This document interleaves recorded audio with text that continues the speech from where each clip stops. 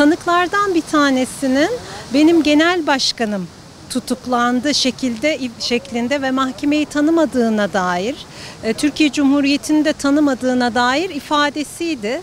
Biz zaten bu olayların, Yasin'in ve arkadaşlarının katline giden olayların Selahattin Demirtaş'ın çağrısıyla olduğunu biliyorduk, bunu iddia ediyorduk. Bu şu anda mahkemede de bir unsur olarak görüşülecek bundan sonra anladığım kadarıyla.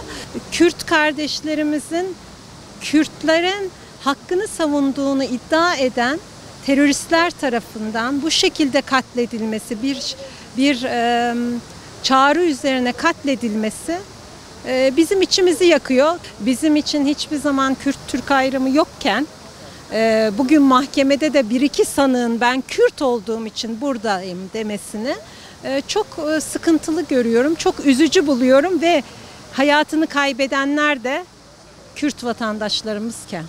Bu hakimlerin ve yargının karar vereceği bir şey. Biz sadece gözlemci olarak bugün misafir olarak destek vermek için buradayız. Ancak bu tutuklamalarla alakalı yerli ve yabancı basında birçok farklı şeyler çıkıyor. Ama biliyoruz ki biz mecliste birkaç ay evvel oy birliği, oy çokluğuyla bütün fezlekelerin, aleyhinde fezleke olan milletvekillerinin dokunulmazlıklarının o fezlekeye yönelik kaldırılması için bir oylama yaptık. Önce Adalet Komisyonu'nda oldu. Sonra Meclis Genel Kurulu'nda kabul edildi. Bunun akabinde de kendilerine davet gelen, ifade vermeleri için davet gelen her partiden, siyasi parti liderleri dahil milletvekilleri gidip ifadelerini verdiler.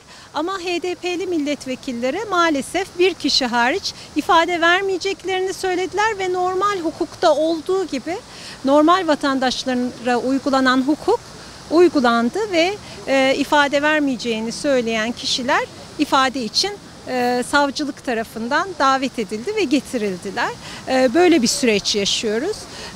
Ümit ediyorum ki bu dava, gerek Yasin Börü davası, gerek diğer davalar en kısa zamanda sonuçlanır ve bütün failler hak ettikleri cezayı alırlar adalet çerçevesinde. 2 yıl önce gerek Yasin Börü şehit, gerekse arkadaşları hunhar bir katliamla karşılaştılar. İnsanlık dünyası özellikle Yasin'in kendisine yapılan hunharca o katliamın modelini dünyanın hiçbir yerinde göstermez. Adaletin tecelli etmesi lazım. 2 yıl devam eden bu yargı sürecinin hadizatında aileleri içinde bir ızdırap olduğunu düşünüyorum. Mahkemenin Ankara'ya taşınması ailelerin hem maddi olarak külfet yüklemiş kendilerine, hem bir de bu manada sürecin uzaması onların ızdıraplarına, onların kederlerine, elemlerine vesile olmuştur. Bu anlamda adaletin mutlaka tecelli etmesi lazım. Yargılanan sanıkların mutlaka cezalandırılması lazım. Bu cezalar kesin olarak gecikilmeden verilmelidir. Bütün dünya bunu bekliyor, Müslüman Kürtler bunu bekliyor. Fakat ne hazin ki bu beşeri adalettir. Adli ilahide tabii ki onları daha farklı bir ceza müeyyidenin beklediğini biliyoruz. Ona da iman ediyoruz. Netice itibariyle umarım ve dilerim bu 9.